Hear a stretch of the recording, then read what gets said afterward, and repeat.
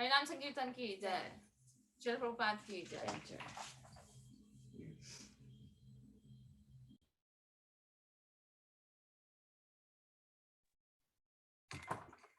Hare Krishna. Thank you so much for the kirtan. Now, since Mukta Sangha Prabhu is not there, so I am just trying to coordinate on behalf of him. I think Ajit Krishna Prabhu is so far not joined. I think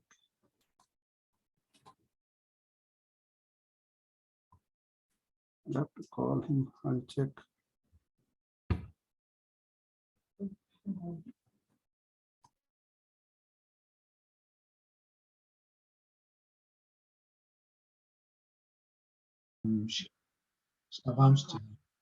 श्रीरूपं साग्रजातं सगणा रघुनाथन्वितं तं सजीवं साद्वैतं सावधूतं परिजनसहितं कृष्णचैतन्यदेवं श्रीराधा कृष्णपदान् सगणा ललिता श्रीविशाखान्वितांश्च हे कृष्णा करुणा सिन्धु दीनबन्धु जगत्पते गोपेशा गोपिका कान्ता राधाकान्ता नमस्तुते तप्त कंचन गौरंगी राधे वृंदावनेश्वरी वृषभानुसुते देवी प्रणमामि हरिप्रिये वंशकल्पतरुभ्यश्च कृपा सिन्धुभ्य एव च पतितानां पावनेभ्यो वैष्णवेभ्यो नमो नमः।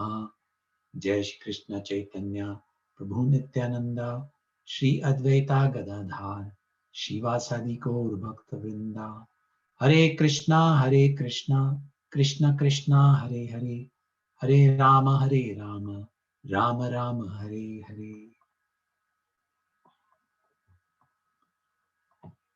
All right, so 38 धूमेन आव्रियते वाणी यथादर्शो मलेन च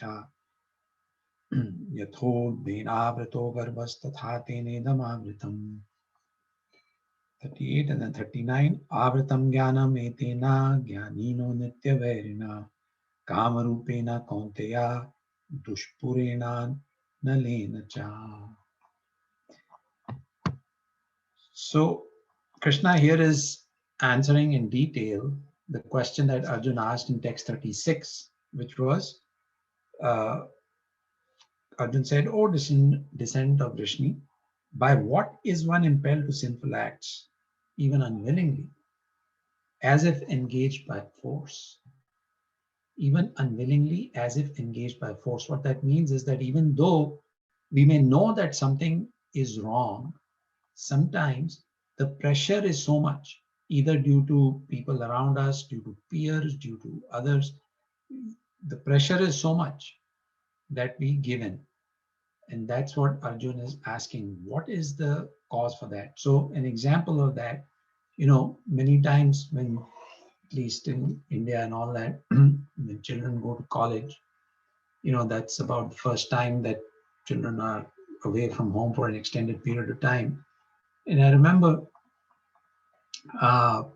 basically a lot of times people pick up certain habits in college, like smoking. I remember in college, there would be a lot of peer pressure. If your friends smoke and you don't, the friends will say, oh, why don't you smoke? It's so good, this thing, that thing. There is pressure. So even if a person knows, no, my parents instructed me, this is not a good thing, this is this and that, whatever, or my family members have instructed me, they have advised me that it's not a good thing, but then you give in to that pressure. You give in to that pressure, even though you know that it's a wrong thing to do. And so Arjuna is asking Krishna, and why this is the case. And so Krishna is now explaining very nicely so that we can all understand. And that's, once you understand what is the root cause of a problem, then that problem can be cured or that problem can be solved. But understanding the root cause is very important. So the root cause of giving into by what is one impelled to sinful acts? The root cause of engaging in any sinful act is this greatest enemy of human life known as lust. And so in text 38 now, Krishna is explaining that not every living entity is covered by lust in the same way or to the same degree. Which makes sense, right? There are some people who are interested in spiritual life. They're trying to overcome these weaknesses. There are others who have absolutely no interest in trying to even overcome these weaknesses, let alone trying to understand what these weaknesses are. Unless you have an interest in becoming a better person, you don't try to even understand what is it that causes or what is it that causes us to do things which are not recommended in the scriptures. So here Krishna is describing the various degrees of lust. And it's important to understand that, because then we can understand, one, what is the result of not conquering this? And on the flip side of that, what is the benefit of conquering it? So in text 38, Krishna says, Dhumena, that is by smoke. Dhumena, and Vani is fire. So he gives three analogies. First is, when you see a fire burning, maybe it's a wood fire or whatever, there's always some smoke with it. So Krishna says, just like there's smoke around fire, that's one example. Then he says, Yatha Adarsho. So Adarsha, that's mirror. So Yatha Adarsho Malena. Malena is dust. So just like a mirror may be covered by dust, that's the second analogy. And the third analogy is Yatha Ulbena, in the womb, Garbha, that is embryo. So just like an embryo is in the womb. So there are these three analogies that he's giving. And how Prabhupada explains this is that, as far as smoke is concerned, smoke covering fire, when there's smoke covering fire, you can still see the fire quite clearly. I mean, you can see the heat, you can see the light. It's just that the smoke is, there's a little bit of an irritant to the eyes, but you can still see the fire quite clearly. Little worse than that, or a deeper level of covering, is that of dust on a mirror. So when there's dust on a mirror and you try to look at yourself in the mirror, you can see a hazy image, but you can still see that, yes, there is an image there. But you really cannot see the features or the sharpness or the details of the image. So that is a greater degree of covering. The covering of dust by the mirror is a greater degree of covering than the smoke covering the fire. And then the third, the highest degree of covering, is that he says the embryo being covered by the womb. So the embryo cannot see outside. Somebody from outside cannot see the embryo. The embryo cannot move. So that is the highest level of covering. Now, what do these represent? That's very important to understand. The embryo covering or the womb covering the embryo indicates or refers to living entities like trees, which are fixed in one place. They cannot move. They are like as if they're bound in one place. That is the position of the embryo. The embryo is bound. It cannot move. It's stuck in one place. So this is the position of trees, living entities who are completely covered by this enemy, lust. Their conduct when they are in the human form of life is such that Krishna says you become trees. We know the example actually in Damodar Ashtakam.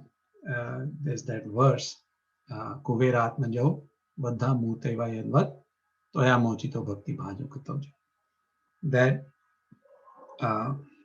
the two sons of Kuvera, and you all know the story, Manigriva and Nalakubra. These are the two sons of Kuvera. And they were, enjoying in the water with women. And Narad Muni was passing by, and they didn't even have the sense to offer their respects to him or try to cover themselves or whatever. So Narad Muni said, because of this conduct of yours, because of this grossly uh, ignorant and foolish conduct of yours, you should become trees. And in fact, even in the Bhagavad Gita, and we see that in the pictures that there are some pictures are given. Some people who are overly addicted to sleeping, they are like bears, and they become bears. And those who do not uh, those who do not control their lust and cover their bodies, etc., publicly, Krishna says, then you be like a tree with no covering. You just keep standing in that place. So the tree is representative of the highest degree of lust in a living entity. Then second is the mirror with dust on it. Mirror with dust on it represents birds and beasts, etc. So when we see birds and beasts, we can see that they're moving, they're living entities, they have life in them. It's just that people think that they don't have a soul which is similar to ours, but actually even the trees and the birds and beasts have souls similar to ours. But if the degree of covering of lust is not as intense as it was for those living entities that got transformed into trees, then they become birds and beasts. But that dust on the mirror can, of course, be cleaned, but that can only happen if through the process of evolution, the birds and the beasts, they come up to the stage of the human form of life. And that is through the process of evolution. There is no karma associated with birds and beasts. They just have to pass certain number of lifetimes in these forms and gradually evolve to the human form of life. And then those who have the least covering are uh, compared to the fire, which is covered by a slight uh, uh, layer of smoke. And so that is the human form of life, where you can see, yes, here is the human being. There's intelligence, where we can understand that there's a soul, there's life, etc. So this is the highest form of life. And so Prabhupada explains that in the human form of life, this is the easiest form from which we can completely eradicate the covering of lust, because it's relatively thin. It's just like a little bit of smoke that covers the fire.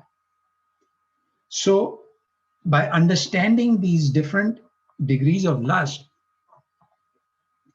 what Krishna is implying is that do not engage yourself in conduct that will cause you to either become a bird or a beast, or worse than that, if your conduct is even worse, you could become a tree.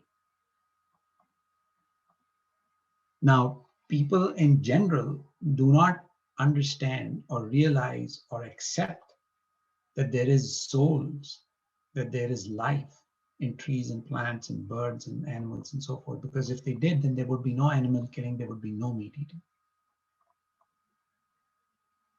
But Bhagavad Gita explains that a person, a knowledgeable person, a wise person is he who understands that in every living entity, regardless of their form, in every living entity, there is a soul. And that soul is of similar nature, whether it's in a bird body, animal body, human body, whatever. So the verse is Vidya Vinaya Sampanne, Brahmane, Gavi Hastini, Shuni Chaiva Swapake Cha, Pandita Samadarshina. Pandita, the wise person, is Samadarshina. He views equally. Samadarshina. Sama is equal, Darshina is how he views a person. And who does he view equally? Brahman, Gavi, cow, Hastini, elephant, Brahmani, Gavi, Hastini, Shuni Chaiva Swapakecha, dog eater, Chandal,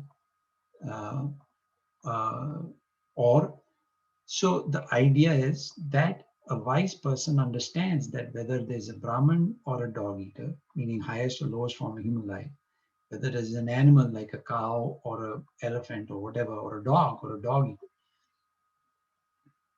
they all have a soul in them.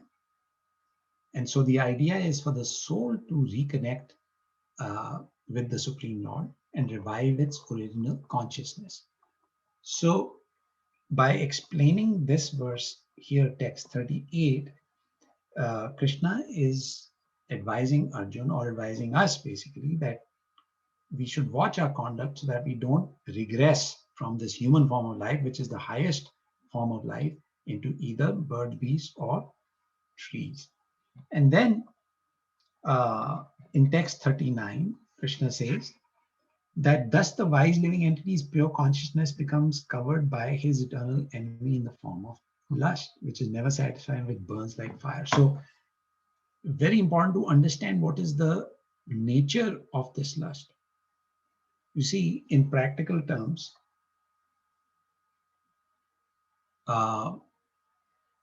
it's easy to understand that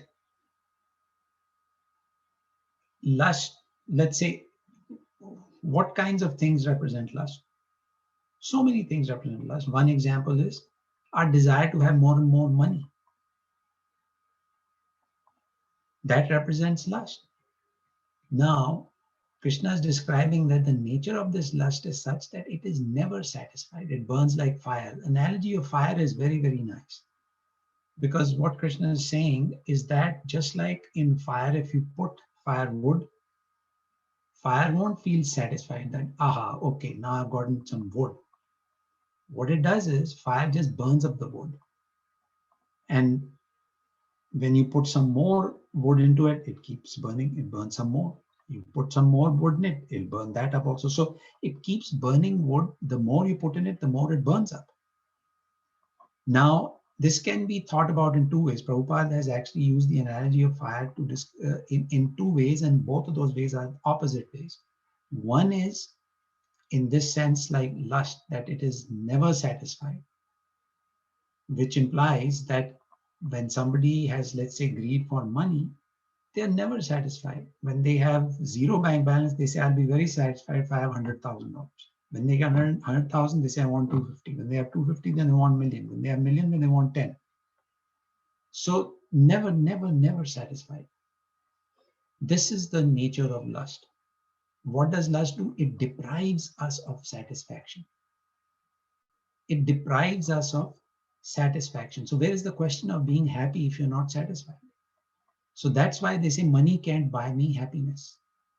Mundane people have come up with this very nice saying that money cannot buy me happiness, because people have realized through practical experience that money cannot buy them happiness. But why money cannot buy them happiness, that they don't understand.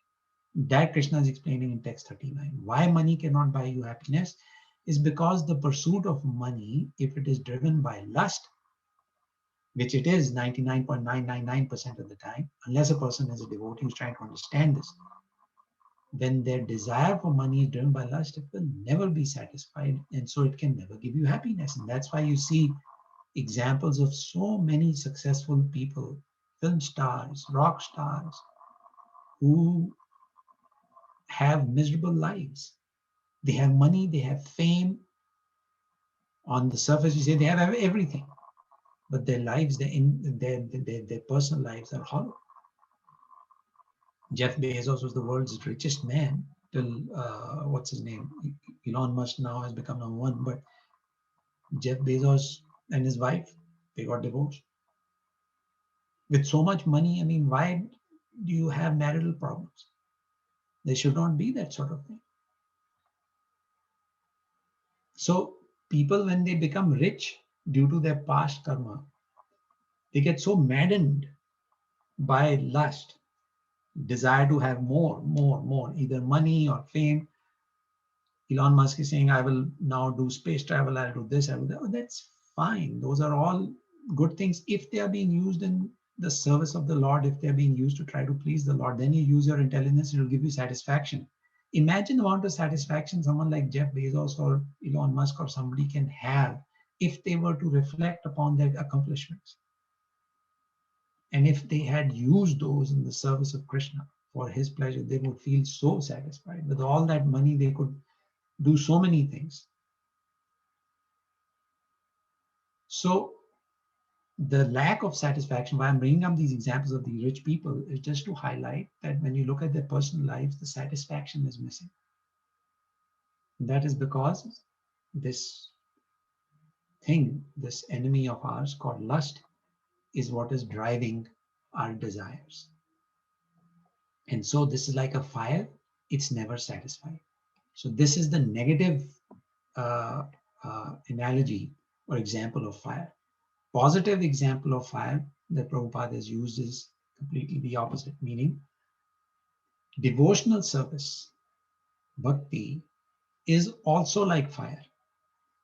And the fire would, instead of being desires when fire is compared to lust, it is sinful reactions. When you perform bhakti, then whatever sinful reactions there may have been, bhakti is like fire, it will burn all of those sinful reactions. It will cleanse us and free us completely of our sinful reactions. Sinful reactions are the results of sinful activities that we may have performed in this life, previous lives, whenever. But once one takes to bhakti, then those effects of those sinful activities are nullified. Why are they nullified? Because Krishna bhakti is so strong, because Krishna is the Supreme Personality of Godhead, he is the controller of everything. He has given us the solution. He says, if you want to get rid of these sinful reactions that again cause you to commit sinful acts, then surrender to me. So that's why in Shikshastakam that verse comes, Cheto Darpan Marjanam, Dava Bhavagni. So Cheto Darpan Marjanam, that the mirror of the mind is cleansed by chanting the holy name. And Davagni Nirvapanam. This material world is like a blazing fire, but it can give us relief from this blazing fire of material action and reaction. That is the power of chanting the holy name of the Supreme Lord. Same way in our morning Mangalarti, first prayer, first verse, Samsara Dava, Nalalita Loka, Trinaya Karna Ganagana. Samsara, this world of birth and death, birth and death, birth and death. This is the cycle of birth and death. This is samsara. Samsara Dava, Nalalita Loka. This blazing fire, the blazing fire. Why is it blazing fire? Because in this material world, we suffer. Birth, death, old age, disease, birth, death, old age, disease. Cycle just continues and we never understand. We don't try to stop it.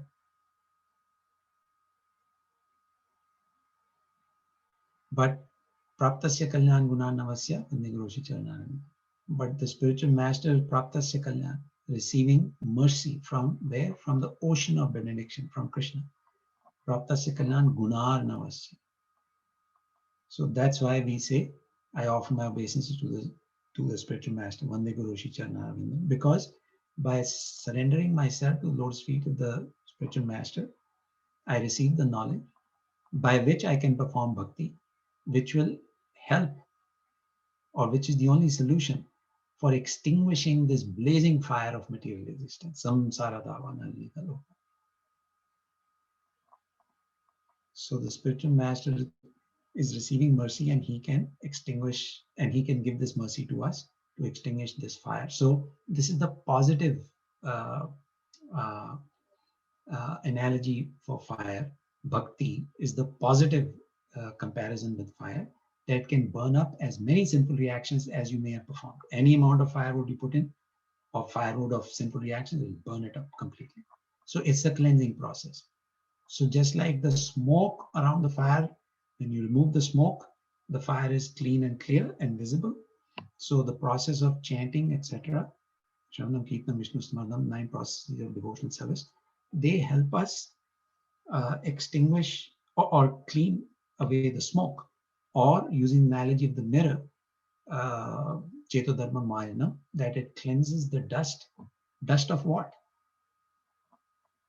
Dust of lust. Dust of lust and sinful desires that are on our brain. In text 40, we will actually understand more about where this lust sits.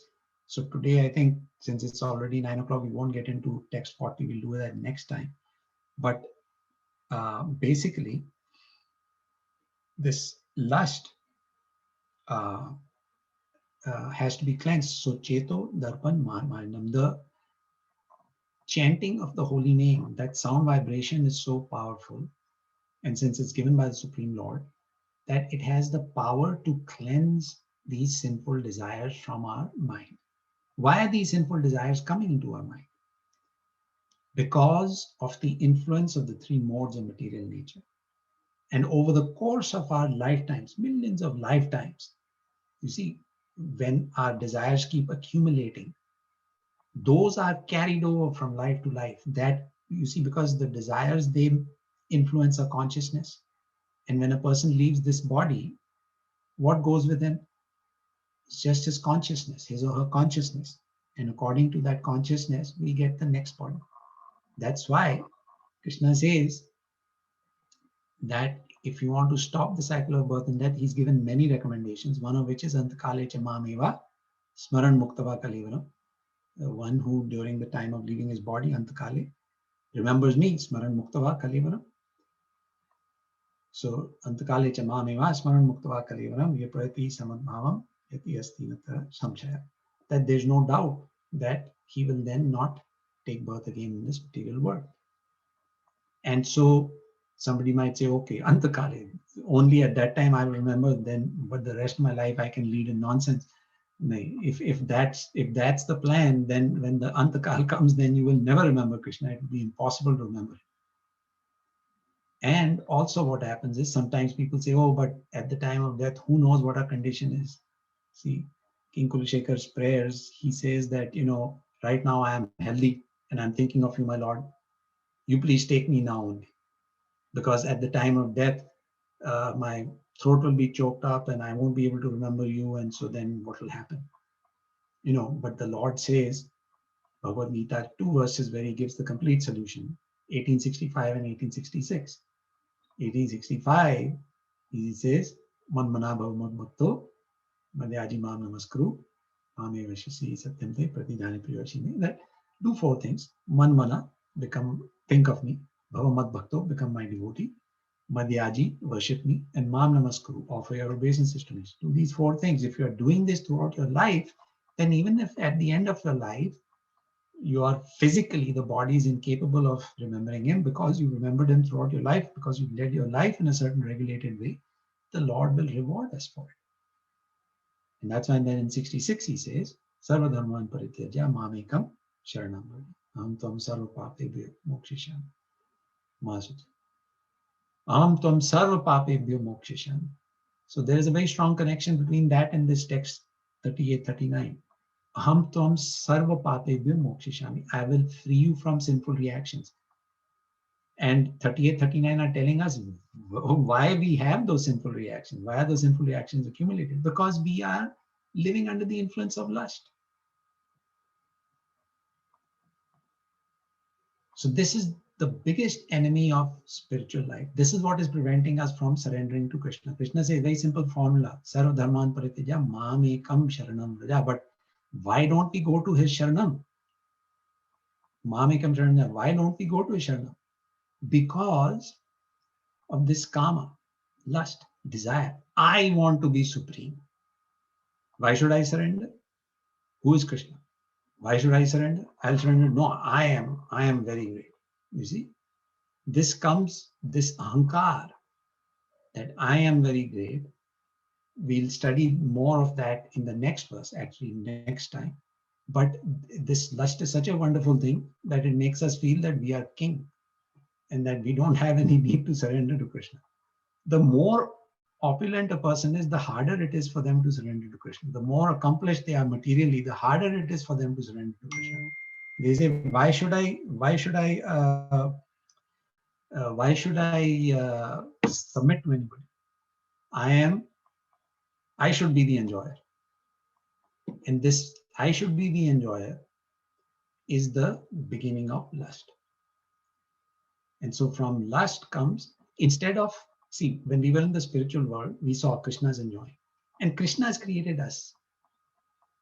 Krishna said in long ago, we don't know when, but he said, Bahusyam. He said, I'll become many. And so he made us. We are part and parcel of Krishna. Because he wanted, just like we, you see, when we have relatives, we have children, what do we do with them? We enjoy with them. We have friends, we enjoy with them. We are devotees, we are together. We are not sitting alone. We like to sit with other devotees. So we can interact, so we enjoy. Alone, how can we just sit alone and enjoy like this? So this is because Krishna has this tendency. Krishna says, Bahusyam, I'll become many. And he created all of us. We are all living entities. And he says, but together we can enjoy. But then what happens is, because we have independence, Krishna has 6 opulences, one of which is independence. We think that we are so independent that we don't need Krishna.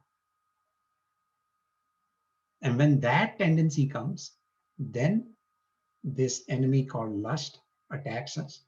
And from lust, Kam, Krodh, Lobh, Moha, Mada, and Matsarya. These 6 enemies of spiritual life, they attack us and then they keep us bound in this material world. So anyway, we'll get more into that in the next discussion, which will allow us to understand then how we can overcome this enemy and how we can try to make our life successful. So I'll stop here. Any questions, comments, please, let's go ahead and discuss those. Nice, Prabhuji, wonderful. Thank you so much for a wonderful way you explained. So, yeah, if we have any questions or comment or any realization, we can go ahead. Hare Krishna. Yeah, it was very nice lecture. Yeah, I have one small doubt. How do you differentiate lust versus Maya? I mean, Yeah, I mean, so lust is our tendency. Yeah. Maya is Krishna's energy. But the two work together. I mean, sometimes, like, when a devotee falls, or like, so it says that something like, it's like it's a Maya, like, we will think sometimes, like, it's like a Maya that is there. So because of that, yeah, we are not able to, sustain or grow further. So that is the one thing. So I just want to know that the difference between those two, actually. So between Maya and lust. Lust. So see, Maya, so very nice question. Maya is Krishna's energy. Krishna says, Devi hi esha gunamai mama maya duratyaya. That this material energy, it is mama maya, my energy. Maya is actually energy. So Maya means energy. Yoga Maya is Krishna's spiritual energy. Mahamaya is this material energy. So Krishna says, but these 3 gunas, Devi, Isha, Gunamai, Mama Maya, Duratya, they are my energy, and because they are my energy, I have created them, so they are Duratya, very difficult to overcome. But then he gives the solution. He says, Mam eva ye prapadyante, mayam etam tarantite. But that if you surrender to me, Mam eva ye prapadyante. So I have created this energy of mine, Maya. When we say Maya, we mean Mahamaya, this material energy. And this is very difficult to overcome, but if you surrender to me, then you will be able to overcome it. Why? Because Maya, Mahamaya, is working under my direction. I'm telling Maya what to do. I'm telling Maya to capture you. So lust is a weapon used by Maya to bewilder us. Okay. It is a tool. It is a tool. So lust, anger, greed, envy, illusion, and madness, 6 enemies of spiritual life. Kam, Krodh, Lobh, Moh, Mad, and Matsarya. So these are 6 tools, 6 weapons in the arms of Maya. And so actually in this, I'll give you an example. Durga Devi. Why is she called Durga? Because she has all the weapons, something. Right. See, Durga. Maya Devi. So Durg means fort. Okay. And Durga means she's the controller of the fort. And in the fort, so the fort is this material creation. She is the controller of this material creation. She is the jailer. This fort is actually a jail. And we are the prisoners in this jail. So when he said difference between Maya and lust, so Maya is the jailer. She is controlling us. Lust is just one of the tools. So Prabhuji, your voice is breaking. does that help clarify? Yeah, Prabhuji. It helps me that clarify, Prabhuji. Yeah. It's very Uh, nice explanation, Prabhuji. Yeah, I got it to know. Yeah. Forgive me if if the question is wrong, Prabhuji. I just want. No, question is very good. Question is very good. Yeah. So actually, it's a very interesting thing. Yeah. You all have seen Durga Puja that is done so nicely in Bengal and all, right? And everywhere. Yeah. Why is Durga Devi sitting on a lion? Mm. And you've seen she's sitting on a lion and she's holding the head of a Rakshas in her hand, right? Yes. Yeah.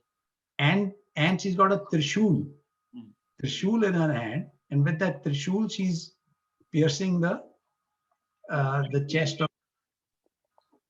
Now that is explained very nicely in our scripture. Why do we worship that form of Durga Devi? What is that instruction that is coming from that form of Durga Devi? Because that will help actually further with your question of difference between Maya and lust. Thank you. So why is Durga Devi sitting on the lion, not on a horse maybe or some other one?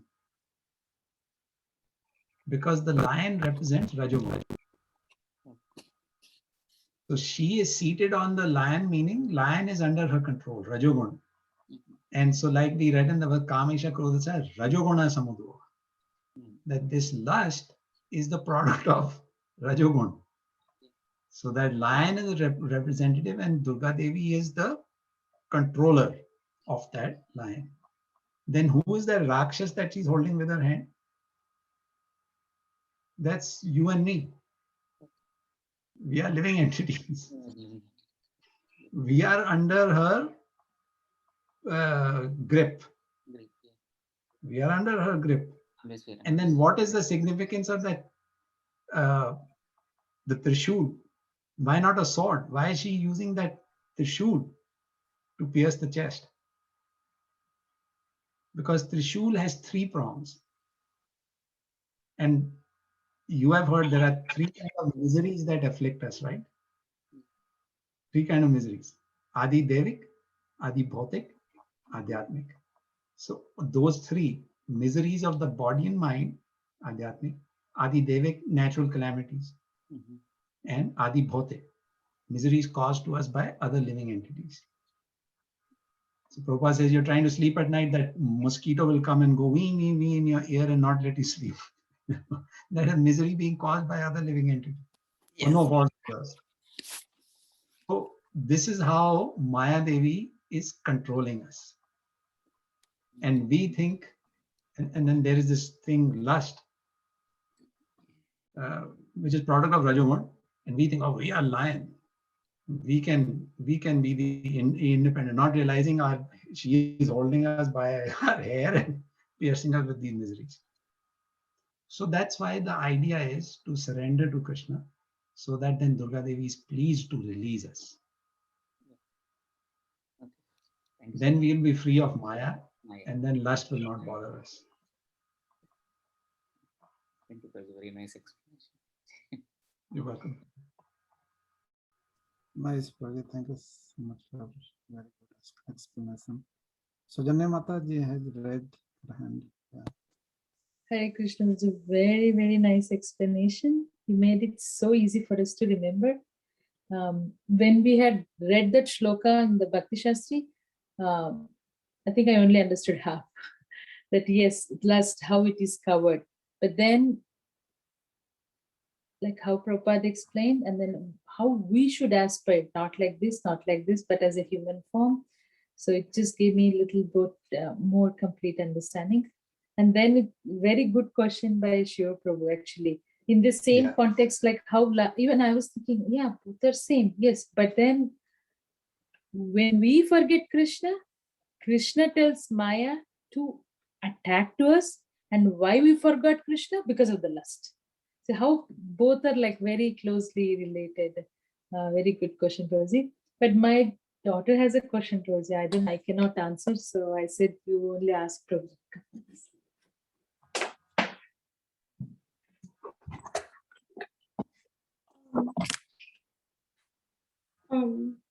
Hare Krishna Prabhuji. My question Hi. was, if a bad thing happens to a good person, then how did the good person deserve the bad thing? Very nice. And Prabhuji, and she also said, when she asked me, she said, when that bad thing happens to Krishna, good people, why do we say that it's Krishna's plan? And then she said the second part. Okay. So why bad things happen to good people? The good people, we are saying so-and-so is very good, so-and-so is very good. We don't know all the history associated with that person, right? What the person may have done in this life or previous lives or whatever.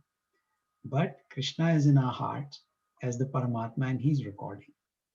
So it is only due to our own karma from the past that causes us to suffer in this material world. And so even though we may be good today, we may not have been good in our previous lives or past life, or we may have done something bad. And so that's why sometimes good people also get bad reactions. That's one thing. And then the second part was that why do we say that this is Krishna's plan? We say that because after all, it is under Krishna's direction that the demigod like Yamraj, he is recording all of our activities. And it is under Krishna's direction that all these rules are made. If a person does this wrong thing, then that's the punishment. If that bad thing, then that's the punishment, so on and so forth. So that's why it's all part of Krishna's plan. But the most important thing for us to remember is that if we take to the process of bhakti, then Krishna says, Mameva ye prapadante mayamitam tarantite, or Sarvadhaman pariteja mamekam sharanvaja, ham tvam sarva papebhyo mokshishami master. That I'll free you from all those bad actions that you perform. Aham tvam sarva papebhyo, all your sinful reactions, pap, sins, I'll free you from those if you surrender to me. So that's why. But then the question comes, people say, oh, but here's a devotee surrendered to Krishna. Why is the devotee getting suffering? And so Krishna explains in Bhagavatam also, Canto 10, there's this verse, Tatte anukampam susamikshimanu bhunjan nivatma kritam vipakam. That is, that Krishna actually minimizes the punishment that comes to a devotee. The devotee was supposed to get 10 pounds of punishment, he only gets half a pound of punishment. Because Krishna has already cleansed the 9.5 pounds of punishment. And with that half a pound, he's attracting the devotee to him and saying, keep remembering me, keep remembering me. So that's why that's also Krishna's mercy. Thank you. Very nice question. Very nice question, Bhakti. Thank you. You're welcome. Hare Krishna. Thank you so much, Prabhuji. You're welcome. We cannot answer like you. I said we cannot answer like you. It's like she got the point. Thank you, Prabhuji. Well, I'm glad she got the point. That's the important part. That's good. It's good. Good. It's so nice that children also have such insightful questions. You know, Because when they're that means listening to listening. all this, that's when, then why is it happening like this? Is Krishna not helping us? Like Yeah. that they ask. And we cannot. Thank you, Very Prabhuji. good question. You're welcome. That's really nice question. Prabhuji, I had one kind of little, I wanted to have clarification. Yes, That as you say, like, Antakalecha mameva smaranam uttva kalevaram. So Krishna also said like janma karma cha me divyam, janma karma cha me divyam evam yo veti tatvatah tyaktva deham punarjanma naiti mamasi. So Arjuna. So I mean, being a devotee or being anybody, like so those who are trying to understand Krishna and understanding Krishna, we are reading the Bhagavad Gita, Bhagavatam. So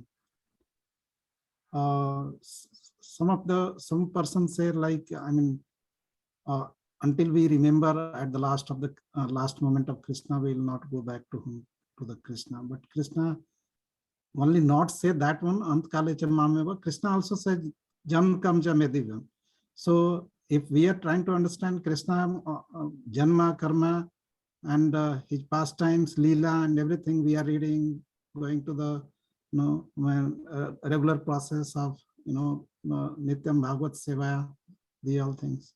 So this will automatically lead to that. No need to worry about like what it is saying Krishna in the Antkalecha. So we will not have to wait for those all things, right? Probably I'm trying to clarify. Somewhere in the preaching space here, the preacher will, just put on that, like Antkalecha mameva smarnava, means whatever we do, if we do not get like Jadbharat, just example, also they will give Jadbharat. Jadbharat at the end of his quitting the life, he did not remember, he became deer. So, but Jadbharata was also doing like before that, he was a devotee. He was doing all sort of like what Krishna says that Janma karma cha me divyam. So sometimes I get confused. Sometimes I say myself like, oh, okay, that is fine. Like if we do remember Krishna, if we follow Bhagavad Gita, Bhagavatam, what Krishna is saying, reading through his Janma karma and Leela, pastimes, everything. So that will automatically no need to worry about that, whether I remember or not remember. And there is also in the somewhere Baraha Purana also it is said like there Yadi Badante Dosena Mad Bhakta Nacha Asmaret. So I mean to say like, because of the difficulty in his body at the last moment, he will not, if he is not able to remember, I will come and make him remember me. So kind of, so is that thumb rule, like we have to remember at the end of the like Antkalecha mameva, or that what Lord Braha said, like I will make you remember me if you are doing in the Nityam regular basis. So please put on light, Prabhuji. Sure, Prabhu. So again, very insightful, very good questions. So of course, Antakale cha mameva smarmukta kalivam, that if at the time of leaving one's body one is thinking of Krishna, very nice, one will go back to him. But you see, what is the definition of Antakal? Till we have consciousness and we are alive, or what if a person becomes unconscious? You see, so there are certain limitations of our body that we cannot control. But to the best of our ability, while we are conscious, if we are thinking of Krishna, then Krishna will take care of us. That's one thing. Another thing, so that's as far as Antakale cha mameva. Now, the other piece is that Krishna says, Janma karma cha me divyam ivame veti tatvata tyaktva deham punar janma naiti mamiti swarga. That Janma karma cha me divyam, that person who has understood my Janma and karma, my appearance and my activities, one who understands evam yo veti tatvata, who understands tattva, the essence of my existence and my activities. And what is the essence of Krishna's activity and appearance? He comes parityanaya sadhunam vinashayata dushkatam dharma samsthapanarthaya samavami yuge yuge. He comes to reciprocate with devotees. He comes to teach us how to follow his teachings. So in other words, if we follow Krishna consciousness, then we are performing Janma Karma Cha Me Divyam.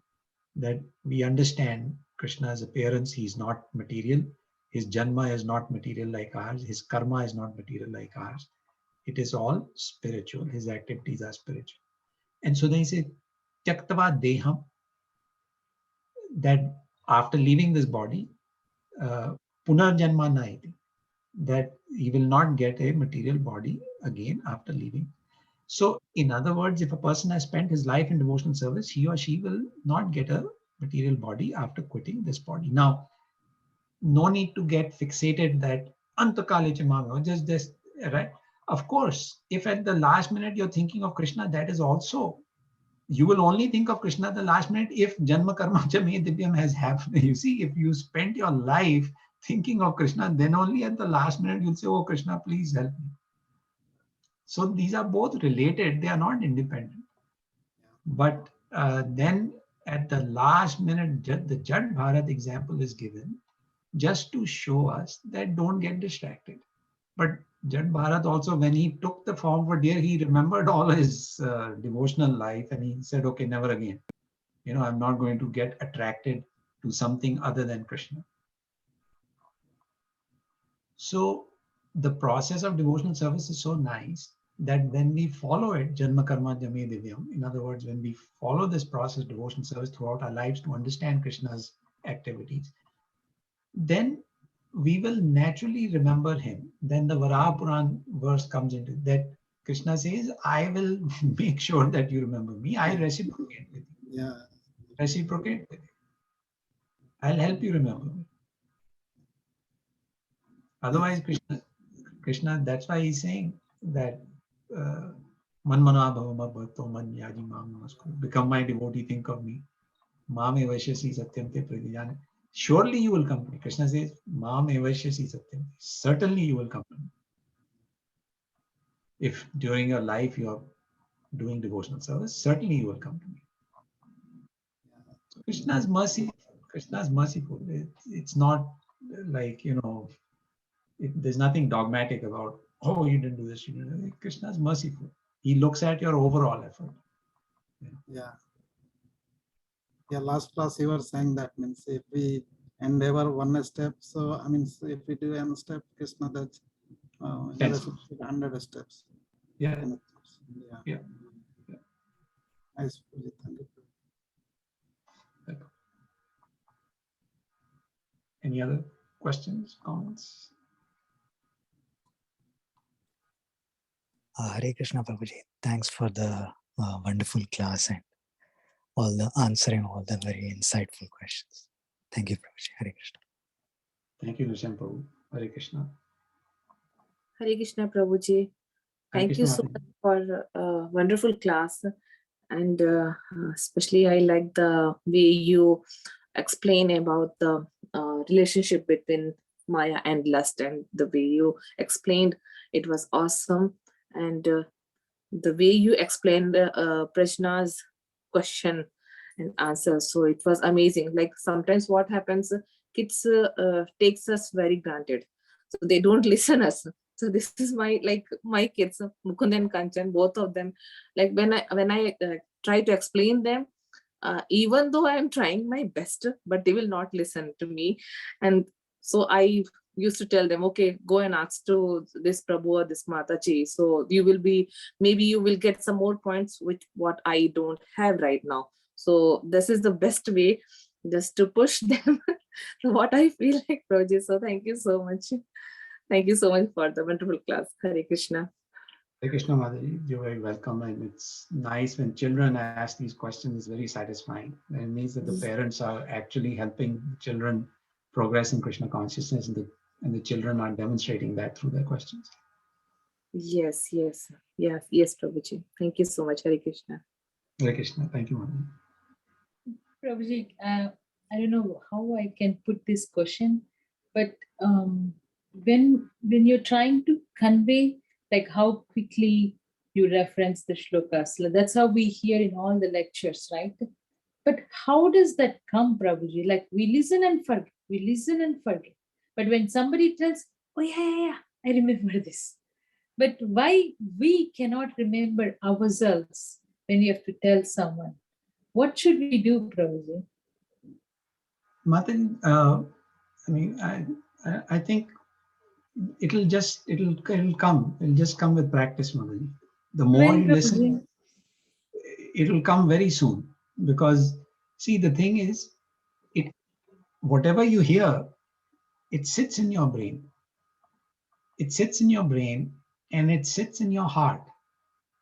And then you think about it for some time. When you think about it, then it becomes, part of your thinking. And you start relating and you try to relate that to your day-to-day life. And then it becomes part of your way of thinking only. And then it becomes easy. Then you can remember.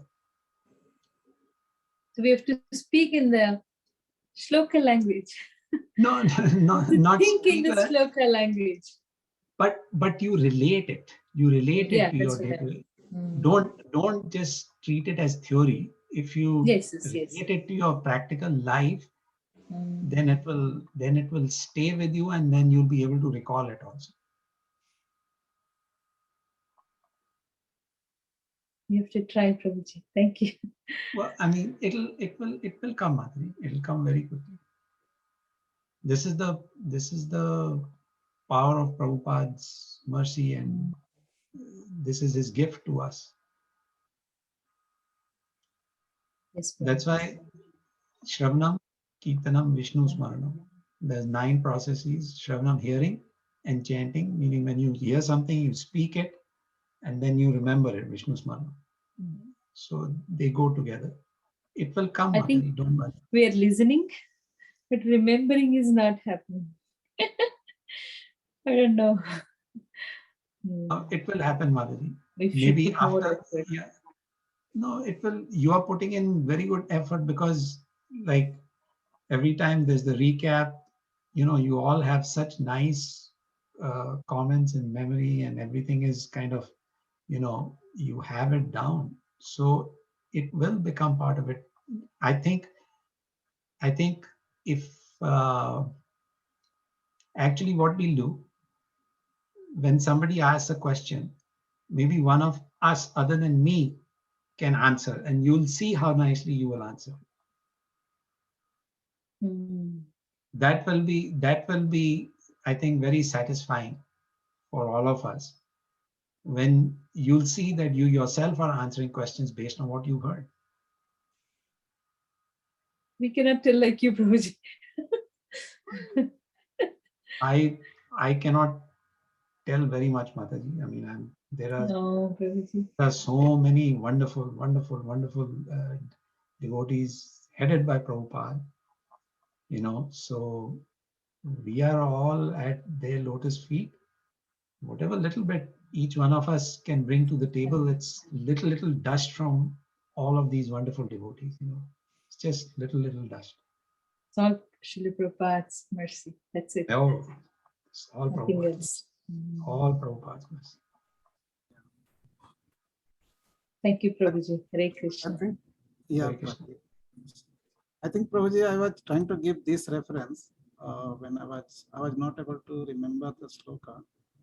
Aha. Prasangam ajaram pasam atmanah kavayo vidu sayeva sadhus krito moksham dwaram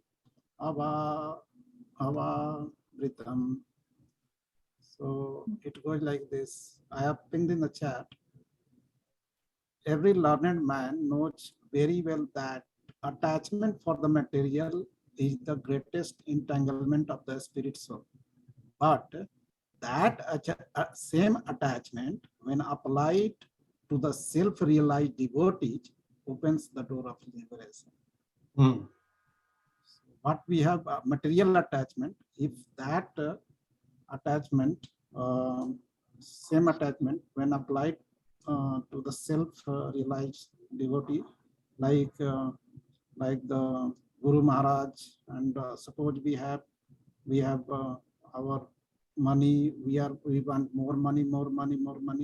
So if we give for the building the temple or book distribution or Guru Maharaj Seva or whatever, so kind of, or any kind of other attachment what we can think of. So this what we are talking about the last project. So that is the, so that will become overall Krishna service. So that will become Krishna conscious. That attachment will become Krishna conscious. Yeah, because all that effort we put in to accumulate money may be driven by lust and greed. Then if we part with that money and use it in Krishna's service because we become attached to the devotee of the Lord, then that forms a sacrifice on our part, and that sacrifice will only happen if we have an attachment for Krishna's service. Otherwise, you try and ask someone for some of their money, they'll never give.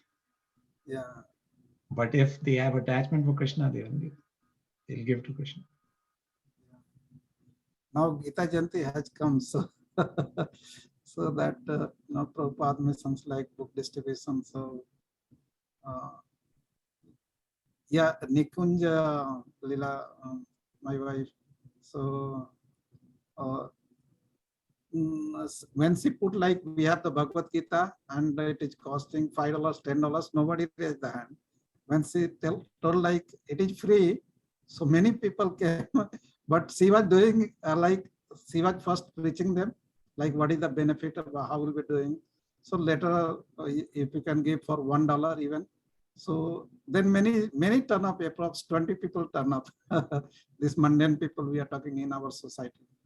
So free, people are ready to take for the free everything. So but yeah, it helps. It helps like how even being like how we can attract them and how we can give them these books of prasadam, so that at least not at this time, later on how they will get attracted and how will get the Krishna mercy. Yeah, that is true. Somehow if they take a book, Prabhupada will preach to them through that book. So nice, Prabhuji. It's a really wonderful class. So many things we went for. Really helpful, Prabhuji. Yeah. Yes, Okay, Prabhuji. Thank you all very much, Mataji's, Prabhuji's. Thank you, So much, Prabhuji. Prabhuji. Yeah. And thank you for all the good questions. So Shiv Kumar Prabhuji asked such a nice question today. Got the ball rolling on that topic. Yes. So Yeah. Yes. should ask more of these questions. Sure, Prabhuji. And others should answer too. Then that'll be good for all of us. Yeah. That's the association, Sadhu Sangha. Yes. Sadhu Sangha, Sadhu Sangha. Okay, Prabhuji's, Mataji's, Hare Krishna. Hare Krishna. Thank you. Hare everyone. Srila Prabhupada ki jai. Vancha kalpa Tanam Yo Vaishnav Namo Anant Koti Vaishnav Vrind ki Jai. Jai. Jai. Jai. Guru Maharaj ki Jai. Jai. Hare Krishna.